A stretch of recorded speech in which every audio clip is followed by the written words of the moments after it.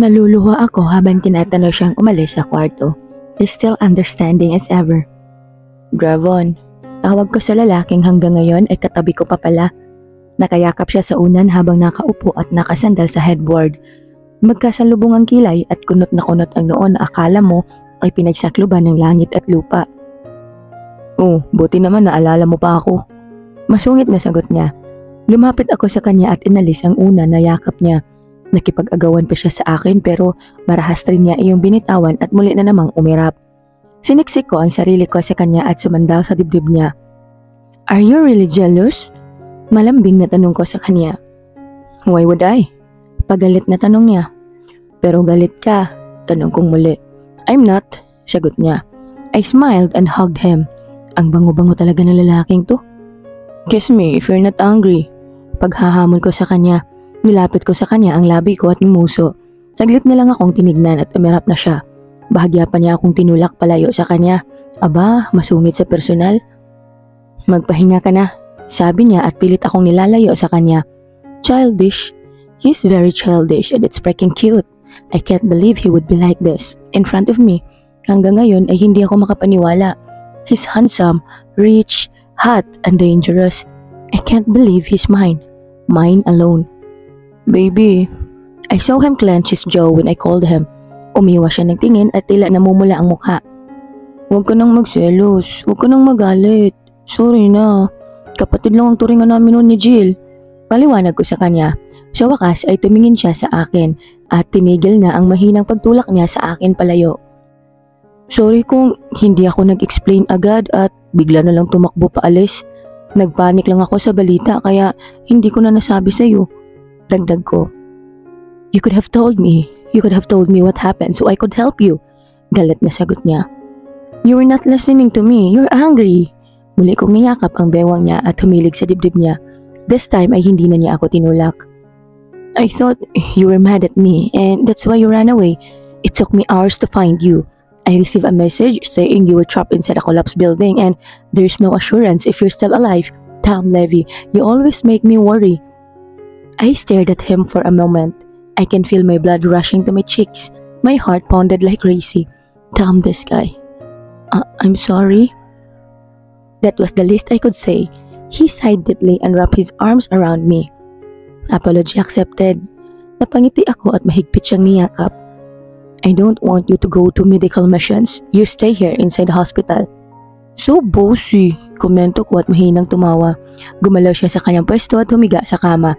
Tinapik naman niya ang espasyo sa tabi niya at agad naman akong humiga doon at umunan sa braso niya. His warmth felt so good. Umarap siya sa akin at binalot ng isang braso niya ang bewang ko. He's so close. I can feel his warm minty breath. Let me sleep. I've been watching over you for 3 days. Bulong nito. Napanganga naman ako sa sinabi niya. 3 days? I shouted hysterically. Yeah, you slept for 3 days. Bulong nito. Mabilis akong napatingin sa kanya. Pero wrong move dahil halos magdikit na ang labi namin. I gulped and stared at him. Nakapikit siya at tila pagod na pagod nga. Okay, sleep well. Hindi na siya sumagot. Umarap ako sa kanya at pinasadahan ng aking kamay ang buhok niya. Ang lambot, mas malambot pa ata sa buhok ko. Ano kayang shampoo niya? Malamang mamahalin kumpara sa shampoo ko na Sunsilk na 6 pesos lang sa tindahan.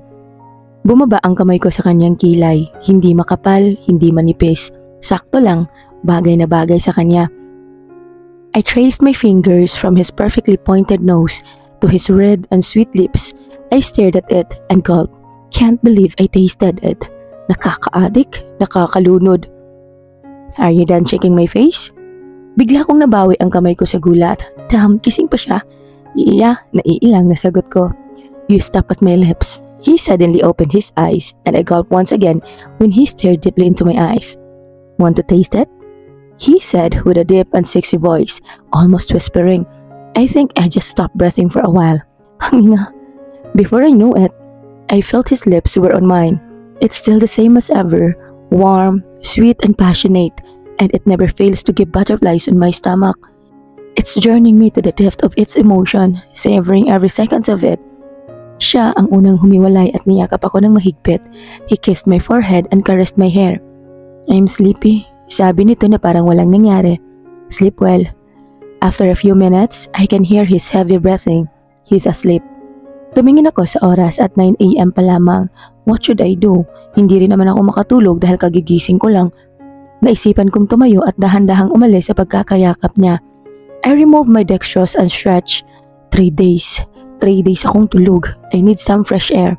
Hindi naman siya nagising sa pagtayo ko. He's really tired. Lumapit muna ako sa kanya at inayos ang pagkakalagay ng kumot sa katawan niya. He looks like an angel while sleeping. Mukhang inosente.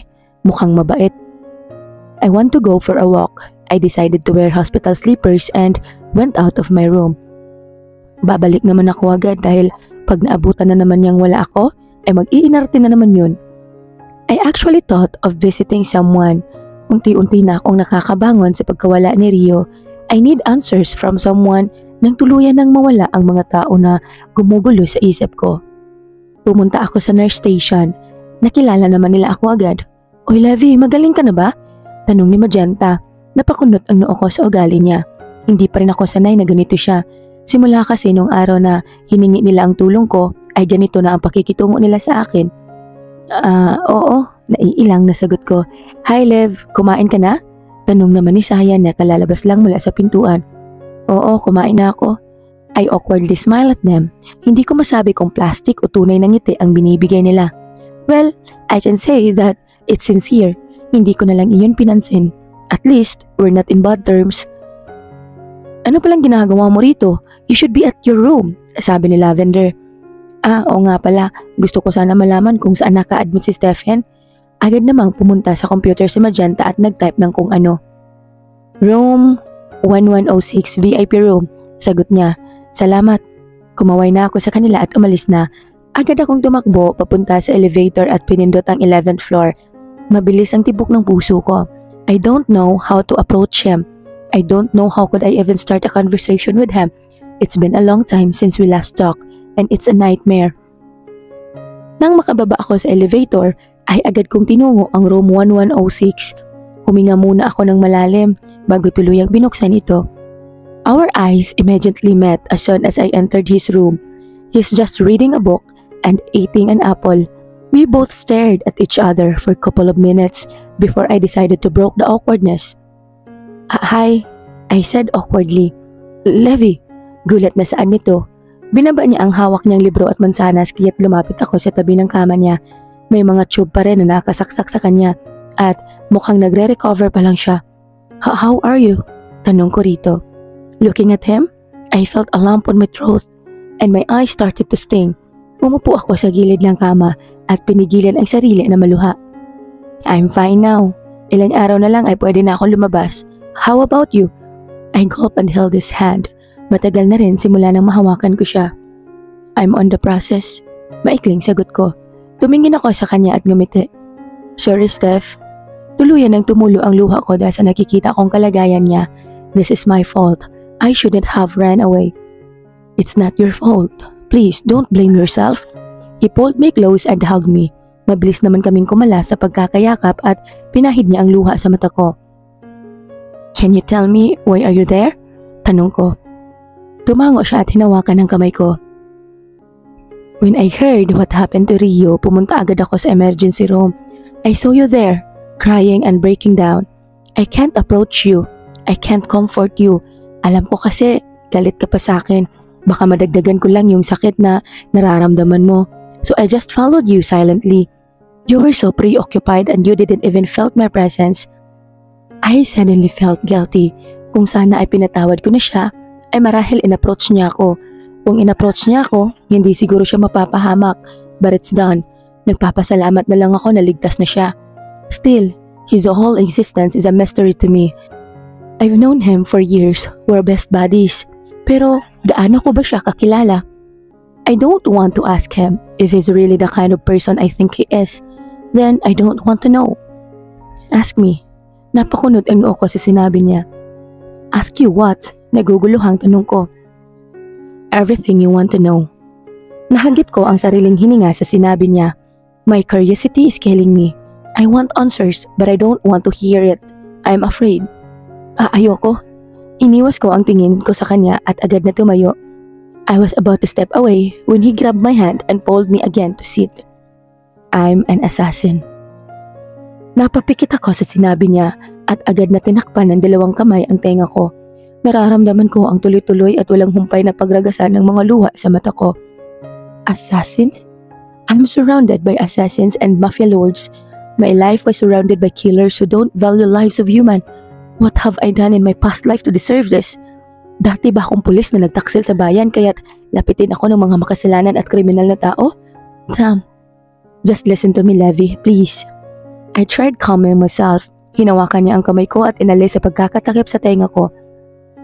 I was a part of a mafia called Aris Mafia, but that was before. Our mafia was long gone. Ako pa rin naman ito, Levi. Hindi naman ako kasing sama ng iniisip mo. His pleading his voice broke my heart. Pinunasan niyang muli ang luha ko at inayos ang buhok ko. Please, trust me, he said. I slowly nodded at him. Alam kong assassin si Travis, but I accepted him. I should do the same to Stefan. After all, I owe him my life.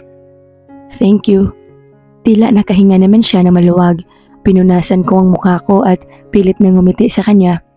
Best friend na ulit tayo ah, I said, trying to ease the dramatic atmosphere. He immediately smiled and nodded. Best friend. There's hint of sadness in his voice, pero baka guni-guni ko lang. Magpahinga ka na ulit, bibisitahin ulit kita. Nagpaalam na ako sa kanya. Gusto pa sana niya makipag-usap ng matagal pero baka magising na ang tigre at anila na naman ako. Habang naglalakad pabalik sa aking kwarto, ay hindi ko maiwasang mapahanga sa ospital na pinagtatrabahuan ko. Oo, at intern pa lamang ako pero parang ang dami ko nang napagdaanan dito. Lagi akong wala sa serbisyo, laging absent, laging naong ospital. Pero para spoiled brat lang ako ng ospital na ito at kahit ilang pagkakamali, ang magawa ko ay tinatanggap pa rin ako. Ate nurse, napako ako sa kinatatayuan ko nang makarinig ng maliit at matinis na boses ng isang batang babae. The feeling was familiar to me. Dahan-dahan akong lumingon sa pinanggalingan ng boses na iyon. I saw a familiar kid sitting on her wheelchair, smiling. Napatingin ako sa paligid ko upang tiyakin na ako ang tinatawag niya. Wala sa sariling napaturo ako sa sarili ko. Ako? I mouthed at her. Mabilis siyang tumango at agad na pinagulong ang gulong ng kanyang wheelchair at lumapit sa akin.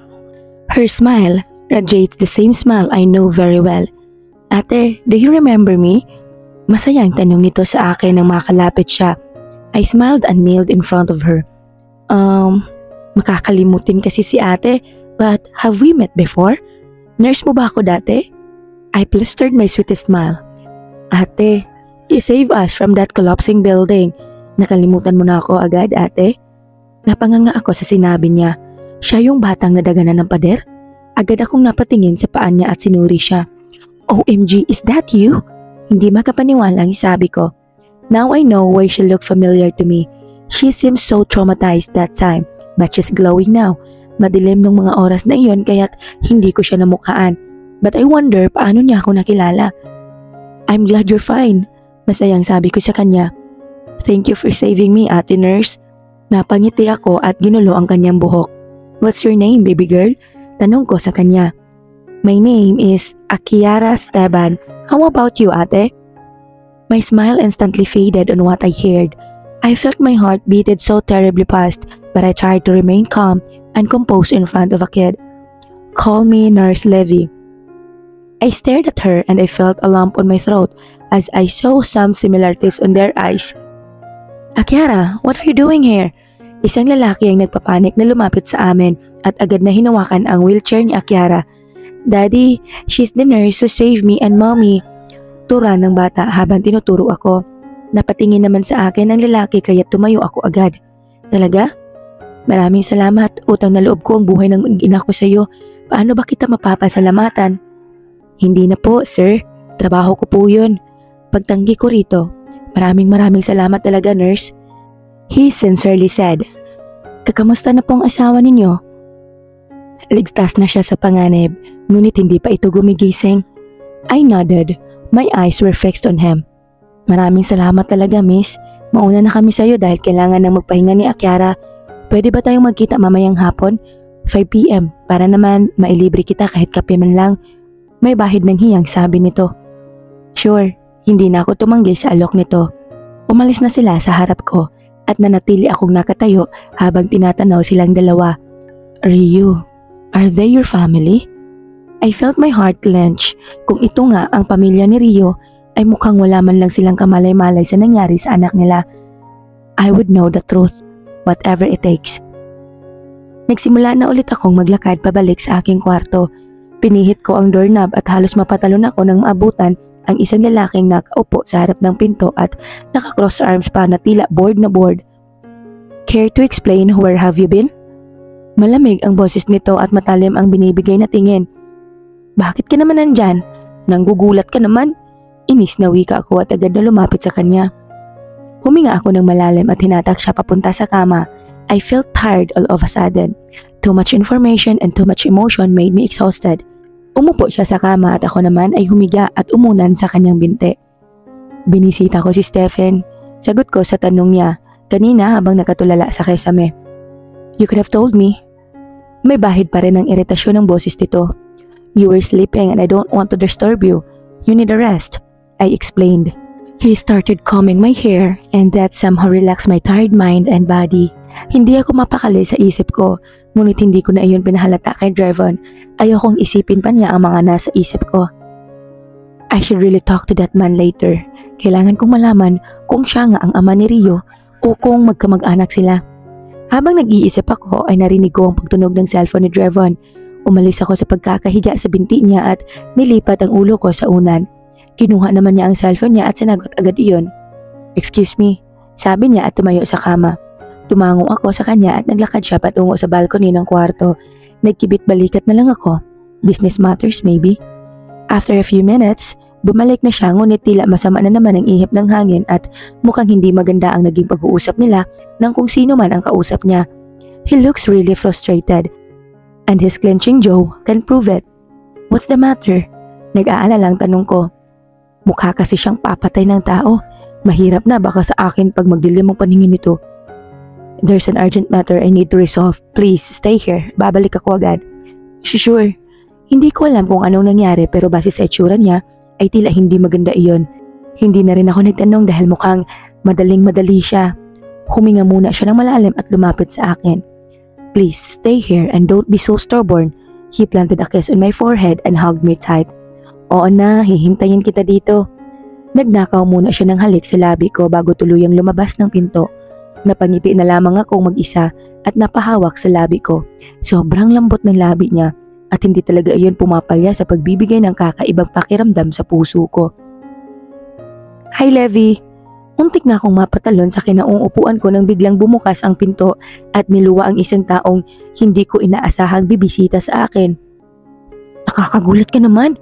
Inis na sabi ko rito ngunit ngumiti lang siya ng pagkalawak-lawak at halos mapangiwi ako dahil hindi bagay sa kanya ang ganong ngiti. Eto naman, dinadalaw ka na, choosy ka pa. Umirap siya at nilapag ang hawak niyang fruit basket sa side table. Salamat, may kailangan ka? Hindi ko na napigilan na maitanong, sino ba naman ang hindi magtataka? Sa bitchy ng attitude niya ay magugulat ka talaga na bibisitahin ka niya. Ilang beses na akong na-ospital at ito ang unang beses na dinalaw niya ako. At take note, siya lang mag-isa. May kailangan agad? Lumingalinga ito sa paligid at tila may hinahanap. Asan yung kaibigan mo? Maangas na tanong niya. Sino? Si Jill? Nagtatakang tanong ko. Napatingin siya sa akin at nakangiting lumapit sa akin. Seriously? May sapak ata ito. Yeah, saan siya? Umupo siya sa kama at humarap sa akin. Umuwi na sa isla namin. Bakit ba, Riley? Anong drama yan? Tinaasan ko siya ng kilay dahil nakakaduda talaga ang kinikilos niya. Okay, fine. I like your friend. So, since I like your friend, from now on, friend na rin kita. Seriously? You mean you like him romantically? Hindi makapaniwalang tanong ko. Ilang araw pa lang naman sila nagkakilala. Gusto niya agad? Oo nga. Kaya kung balak mo siyang agawin sa akin, ngayon pa lang binabalaan na kita. He's mine. Sabi niya sabay irap pa.